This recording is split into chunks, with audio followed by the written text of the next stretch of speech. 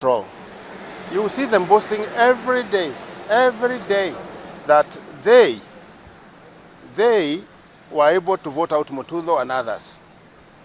If you allow them to get stronger, they'll come and elect their own president. This is the truth. Haiti question, you know Haiti? They started like this, but soon they were too strong. So we got here because of defiance. People did not just want to follow the law. And the people who were appointed at Nacada that time, the two chairmen I know of, the one who came after me, just sat there, had tea and coffee and biscuits, and that was it. So the government, trusting that things are working out fine, ended up being disastrous. That's the position. So you're saying there have been cartels that have totally destroyed what you left? Sure. They have not destroyed.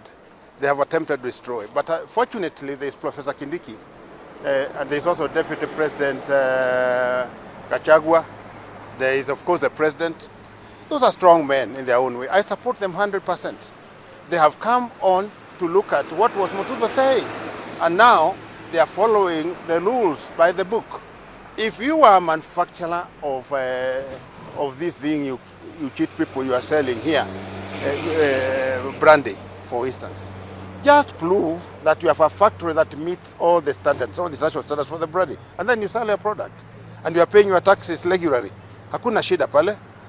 If you are selling vodka, and there are several steps before you come to vodka, just prove to the government you are producing vodka, is hygienic, it is true vodka, but don't sell a flavor of dirty rum and call it vodka, calling it dry gin, calling it brandy. Don't do it like that. The government is not in a business of licensing killers.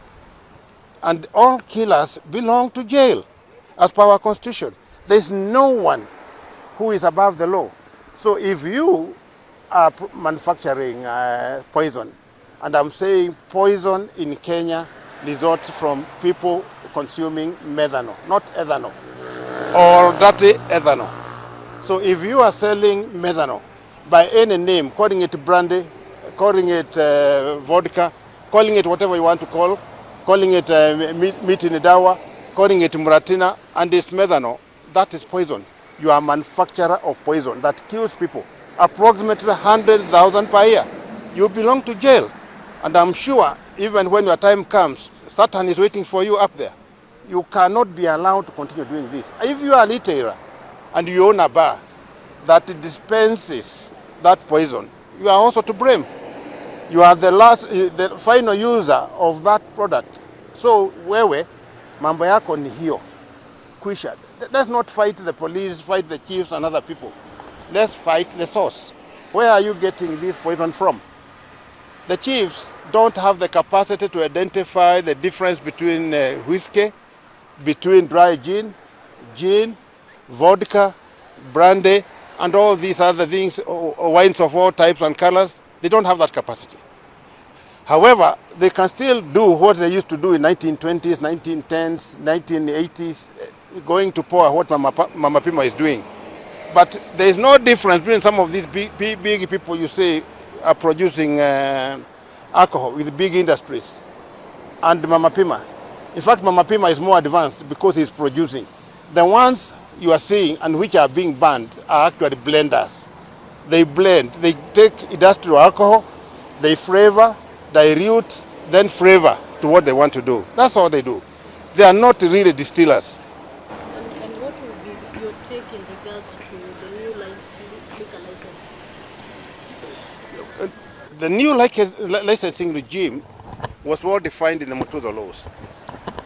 If you take an example which is very familiar with you, this is something to do with pharmacy. Anybody who wants to open up a pharmacy or to run a pharmacy, and there are several, the first step you do is go to Pharmacy and Poisons Board. In our case, alcohol go to Nacada. If they give you a letter certifying that the site is good, you have a connection to get the right product, that you have traceability in whatever product you are going to get, we set up all those regulations at Nacada when I was the chairman.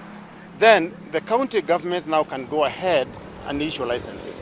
But county government, for your sake, because you are going to be sued, you get broke before you even get rich. Just wait and get a letter from Nacada or any other agency appointed by the government to show that the premises and the people dispensing are fit and able to do alcohol, just like pharmaceutical preparations. But if in the business of selling poison, then nobody can protect you. What you should prepare are big suits, particularly this bar owners association. Prepare for big suits. You end up being poorer than mice in a desert. It's not funny. People are dying, over 100,000 in a year. And this government needs support. This government should be supported with everything. You people in the media have been the forefront talking about this thing. I'm not going to support anybody manufacturing poison and calling it alcohol for the sake of profit or for the sake of marginalization of a particular group. Whether you are Mama Pima, whether you are a big industry, a dog by any other name is a dog. If you are manufacturing methanol, you are a killer. And killers don't belong to the society. Killers belong to jail. And like I've said already, and when they get there in heaven, Satan is waiting for them. Let's talk about the return of the laws. Do you think it's time to go back to these laws, and how can the government incorporate it?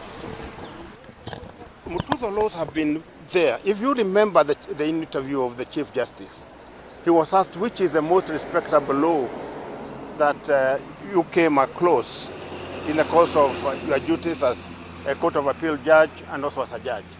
And in her sober mind, she said the best was Mutuzo laws. Mutuzo law is still there. It has not been repealed. What has happened is that the cartels are so strong. They have now become too greedy that they want to dare the president. The president who was there and the one who was there before and others who have been there are all different in definition. This one is combative. You can't dare this one. Utaumwa. So you do proper manufacturing. Mutuzo law is there. If you don't want Mutuzo law, go to court and try to repeal it. Or go to parliament and mobilize enough people to repeal it. So the law is there. What is missing with the Mutuzo law is that the government has not gazetted the regulations out of 4. The first one which they gazetted was access to alcohol. This is the one that gave Masaya Mutuzo, and how we wish we could have followed that one. In actual fact, it should have been people take alcohol between 5 and 9 p.m. when the nyumbani. After all, what are you doing after 11 there with your alcohols there? Except weekends. Now, there was about the children. How do you feel as parents, seeing your youngsters, what they are doing now?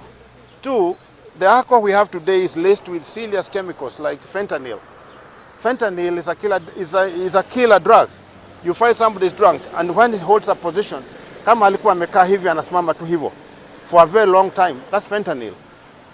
The second set of regulation was to do with the treatment and rehabilitation. I ran a very big rehab here in Nakuru called JOMEC, John Mutuzo Empowerment Center. There are ethics to be considered. There are observations. And to me, what I'm telling you here, any rehab that cannot turn around 35% success should not be licensed. Why should we license him? Just to come and take people's money for nothing. Treatment is possible for somebody who is an addict, but you must follow certain protocols. You must display certain protocols. We're in partnership at JOMEC with a group in India that treats 150,000 people daily, and they have 247 rehabs. Treatment is serious for addicts. The other regulation, I've already mentioned access. Now I'm talking about treatment. The other one was supposed to be published was enforcement. Have a special force that is well tuned to come and do alcohol surveillance. Not so that we don't have a problem we have with traffic officers now. The final one, this which I'm talking about enforcement. The final one which you all need to know. I've already spoken about access. I've spoken about. So there are 4 regulations which are supposed to have originated from to the laws. So Professor Kidiki should just go straight to them. If he has difficulties in tracing them, because I gave Professor Saitoti the same, all the people have come except Professor Kidiki have given those regulations. Then I can always give him a copy, my copy, and then he looks at it. But everything is supposed to be orderly. Everything is supposed to be safe.